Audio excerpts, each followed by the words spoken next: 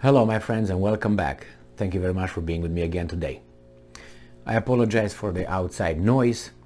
They're doing some constructions over there. Actually they cut a tree and they're using a air blower to clean the area.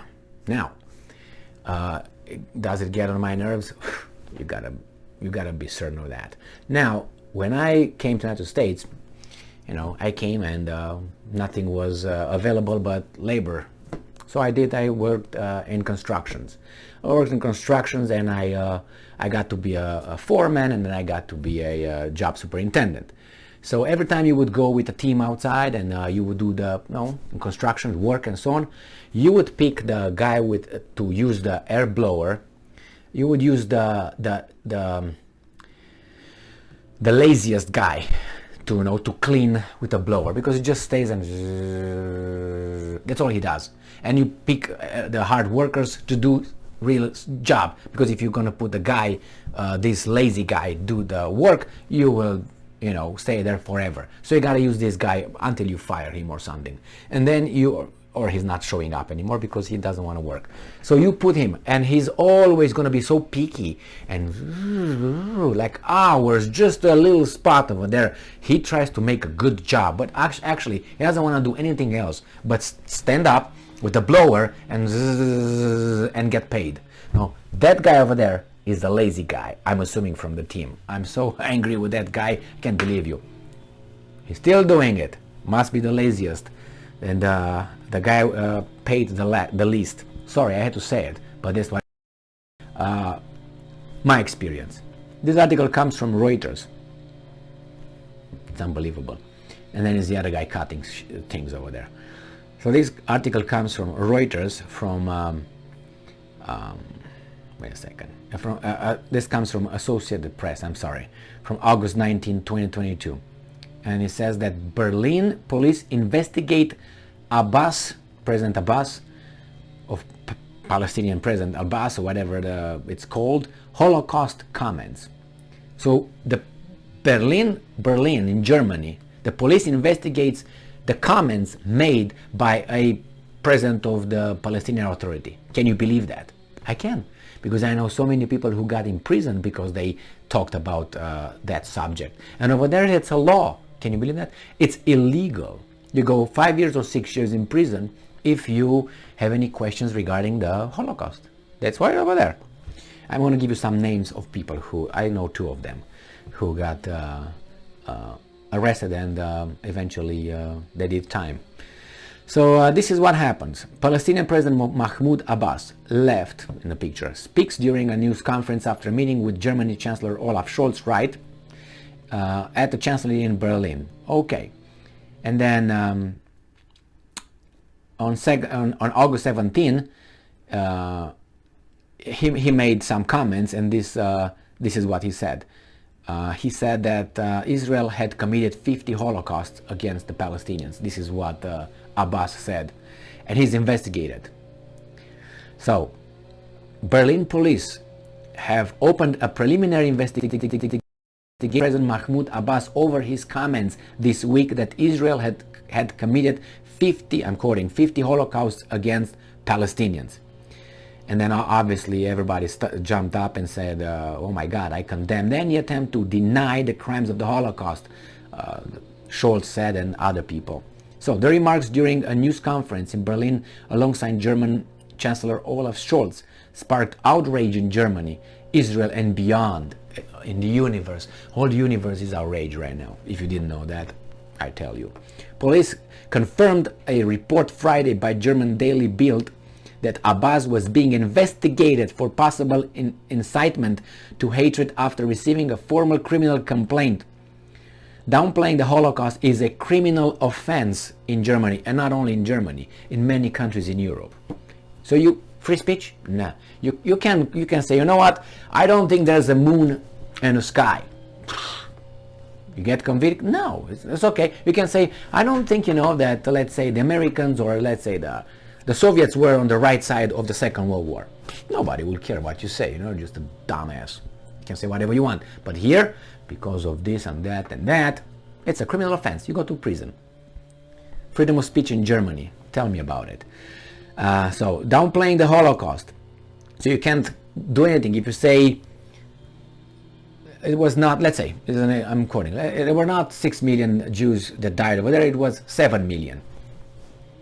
That's not right. It has to be exact 6 million. You can't say 7. I mean, you can make it bigger or lower. You have to be exact. You have to say exact the approved, I don't know how to call it, approved and required I don't know, number and historical events they say. You can't say, okay, let's study this. No, everything is done. Like, let's say right now we talk about Second World War, about, I don't know, Iwo Jima. You can find more information on Iwo Jima, or I don't know, the D-Day or the Stalingrad. You can discuss and find more things about the Holocaust. Over there it's kind of like closed, the whole thing. It's just, you can't, you know, only what they tell you. That's what you and you can say, well, I have maybe, you know, I have some doubts about maybe there were like 15 million Jews killed. Not really. So this is what's over there. Downplaying the Holocaust is a criminal offense in Germany, but the opening of a preliminary inquiry doesn't automatically entail a full investigation. Germany Foreign Ministry said that Abbass, as a representative of the Palestinian Authority, would enjoy immunity from prosecutions because he was visiting the country in an official capacity. Germany doesn't recognize the Palestinian territories as a sovereign state, a position Scholz reaffirmed Tuesday. We know who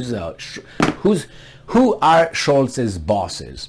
Now, let me give you two names of two people who did time because they said something. They had questions about that.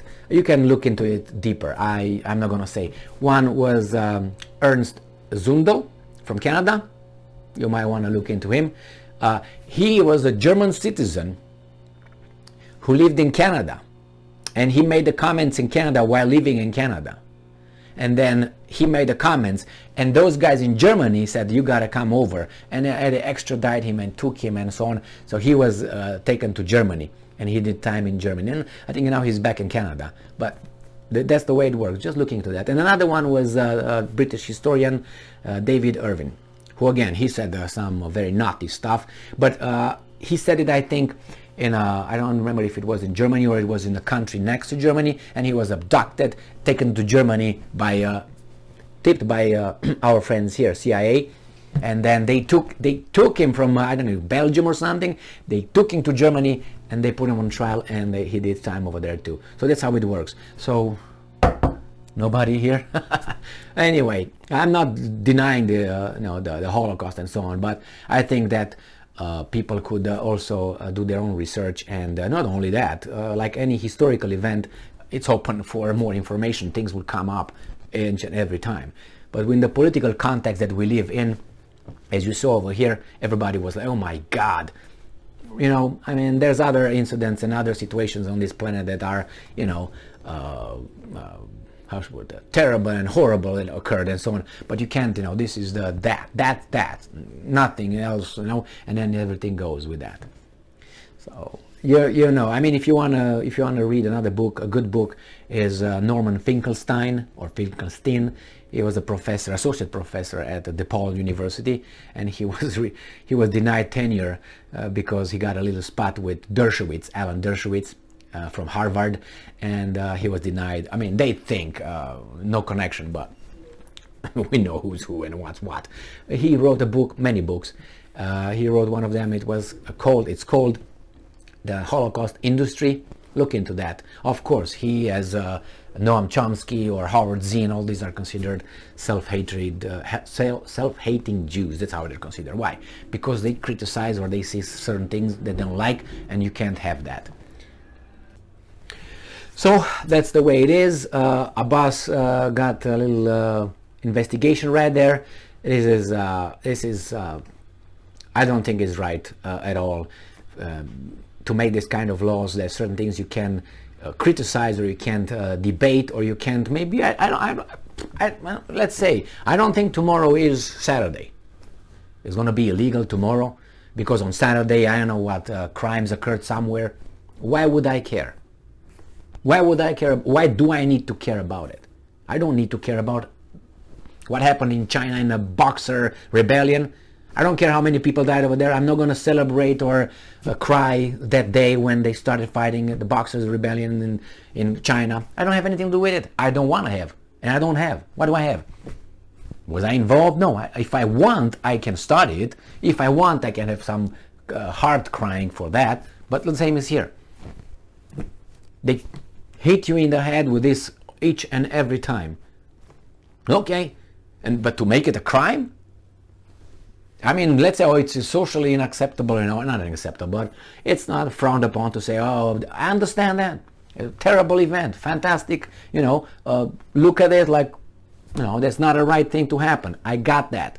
But to criminalize it, they wanted here a few times to do the same thing. They tried to do the same thing with the hate crime laws. It's unbelievable. Thank you very much for being with me again today. Stay strong, stay smart, look for the truth, and be just.